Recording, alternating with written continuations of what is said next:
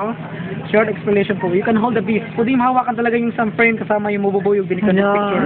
Baka galing kami. Huwag po yung mag-alamang Yes, kasi nakagatin kami. hindi naman po talaga sila nangangagat ho. Sure. Kundi nanunusok lang. Wow, sa ayaw gusto ni Diday.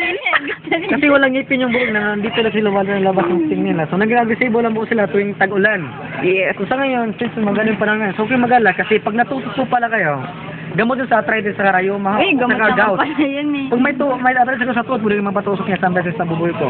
Pero anong mangyayari po doon pagkatapos ay namamatay yung Bubuyog? bubuyog, hindi yung tinusok. Opo. Kasi naiwan kayo lang sting na kunanat, kunikado sa labi ko ka. Kaya pambira, kahit pag tinusok, kahit pag magbabayad ng 50 pesos.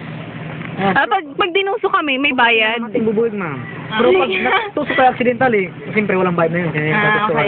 Akala ko babayaran kami pag natusok. Kasi magpapatusok na ako madami. Sige, gamot naman yan. Gamot sa arthritis, Bawi. sa back pain. Ang ganda, no? Pagkatapos, the third part of our tour po, so let us also try to visit our livelihood area. So we're the crafting and the weaving machine. Okay? Oo